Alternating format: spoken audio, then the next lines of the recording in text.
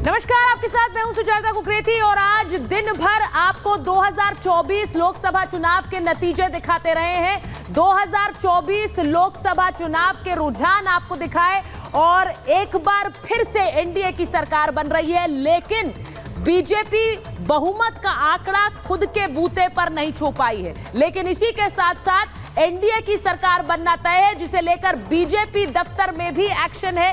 BJP दफ्तर में जश्न मनाया जा रहा है, लेकिन एनडीए खेमे में कैसी गहमा गहमी है, सबसे पहले मैं आपको वो बताने जा रही हूं। क्योंकि बीजेपी ने जीत का आंकड़ा खुद नहीं छुआ है, इसीलिए दिल्ली में कल बीजेपी ने बड़ी बैठक बुलाई है। अब दिल्ली में बड़ी बैठक का मतलब क्या है? फिर एनडीए सरकार बनाने पर चर्चा होगी, मंथन होगा। लेकिन उससे पहले फोन कॉल्स जा चुकी हैं। मोदी शाह ने चंद्रबाबू नायडू से बात की है। चंद्रबाबू नायडू टीडीपी के साथ, बीजेपी के साथ है। जेपी नड्डा और अमित शाह की भी मुलाकात हुई है। इसी के साथ नड्डा के साथ राजनाथ सिंह की भी बड़ी बैठक हुई है। ये सारी बैठकें आज जैसे जैसे रुझान आ रहे थे, बैठकें शुरू हो गई थी। जेपी नड्डा के साथ राजनाथ सिंह की बड़ी बैठक आज हुई और अमित शाह ने आज कई फोन मिलाए। अमित शाह ने जीतन राम मांझी को फोन किया, बिहार के जो बड़े नेता हैं, जो घटक दल हैं, उन्हें फोन किया है। उन्होंने चिराग पासवान को भी कॉल किया है, जो 5 सीटें जीत रहे हैं बिहार में। नीतीश कुमार से मिलने के लिए वहां पटना में सम्राट चौधरी पहुंचे हैं, बीजेपी के नेता, उप मुख्यमंत्री, वो पहुंचे हैं नीतीश कुमार से मिलने। वहीं नतीजों के बाद इंडी गठबंधन की भी बैठक हो रही है।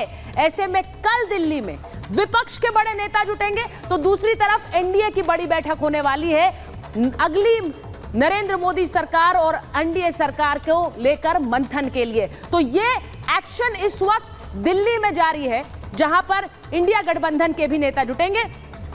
लेकिन मुझे बोला जा रहा है कि राहुल गांधी कुछ बोल रहे हैं, प्रेस कॉन्फ्रेंस कर रहे हैं। जरा सुन लेते हैं क्या कह रहे हैं।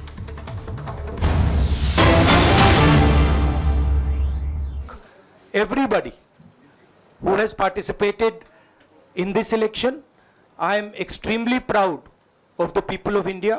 I am extremely proud of the people who have resisted this onslaught on the constitution. और अंत में मैं आपको कह दूं कि इसको बचाने का काम हिंदुस्तान के सबसे गरीब लोगों ने किया है। सबसे गरीब लोगों ने किया है, मजदूरों ने किया है, किसानों ने किया है, दलितों ने किया है, आदिवासियों ने किया है, पिछड़ों ने किया है। इन लोगों ने इस कॉन्स्टिट्यूशन को बचाया है। इस कॉन्स्टिट्यूशन, ये कॉन्स्टिट्यूशन देश की आवाज है। बहुत सारे लोग ने इसको नहीं बचाया, चुप रह गए थे, मगर हिंदुस्तान के सबसे गरीब लोग, सबसे कमजोर लोग खड़े हो गए और उन्होंने इस कॉन्स्टिट्यूशन को बचाया। मैं उनका धन्यवाद करना चाहता हूं, उनसे कहना चाहता हूं कि कांग्रेस पार्टी आपके साथ खड़ी है। जो हमने आपको वायदे किए थे, हम वो वायदे आपके लिए पूरे करेंगे। जाति जनगणना, महालक्ष्मी, ये हमारे वायदे हैं। धन्यवाद।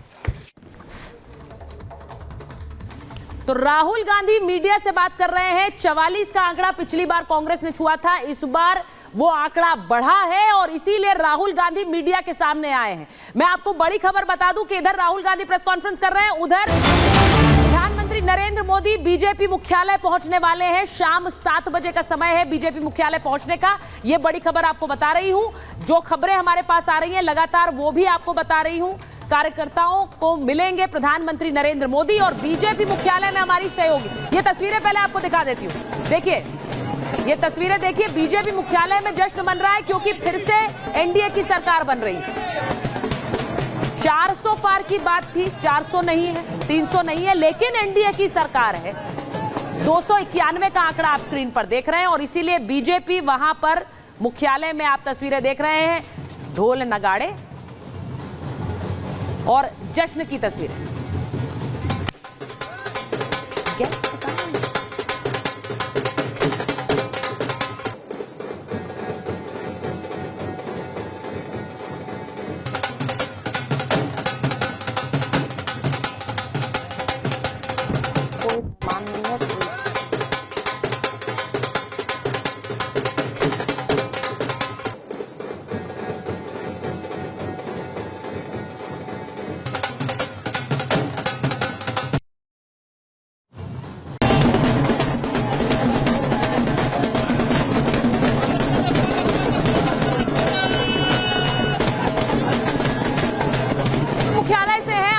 लीजिए कि आज बहुत सारी बैठकें हो रही हैं। इस बीच बड़ी खबर योगी आदित्यनाथ को लेकर आ रही है, वो भी जरा चला देते हैं चेतन। योगी आदित्यनाथ की एक बड़ी बैठक लखनऊ में हो रही है। योगी आदित्यनाथ वहां पर दोनों डिप्टी सीएम से मुलाकात कर रहे हैं। उत्तर प्रदेश के मुख्यमंत्री योगी आदित्यनाथ इस वक्त यूपी में दोनों डिप्टी सीएम्स यानी कि उप मुख्यमंत्रियों के साथ एक अहम बैठक कर रहे हैं। यह लखनऊ में हो रही है बैठक।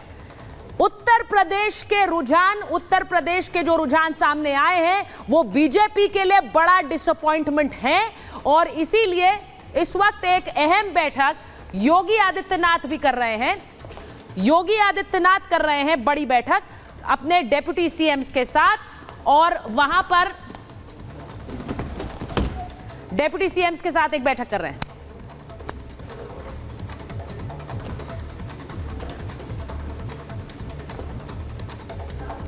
और आपको दिखाती हूं कि इस वक्त बीजेपी के लिए सबसे बड़ी तस्वीर क्या है, बीजेपी के लिए सबसे बड़ा मंथन क्या है, वो भी आपको दिखाती हूं।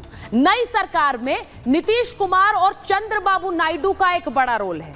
नीतीश कुमार और चंद्रबाबू नायडू, क्योंकि चंद्रबाबू नायडू की टीडीपी की 16 सीटें वो जीत रहे हैं और वहीं नीतीश कुमार 12 सीटें जीतते दिख रहे हैं। ये 12 और 14 के बीच में चल रहा है क्योंकि अभी रिजल्ट सेटल हो रहे हैं।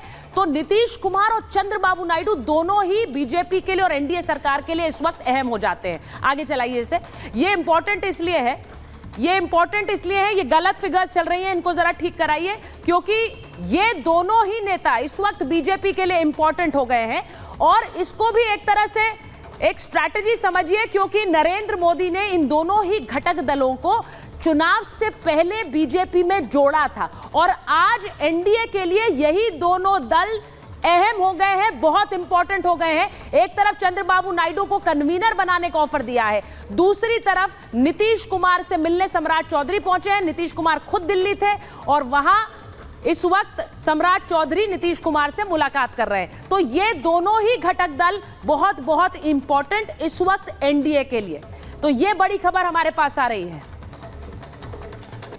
और मैं आपको बताऊं कि बड़ी खबर समाजवादी पार्टी को लेकर और इंडिया गठबंधन को लेकर भी आ रही है। समाजवादी पार्टी के अध्यक्ष अखिलेश यादव दिल्ली पहुंच रहे हैं कल।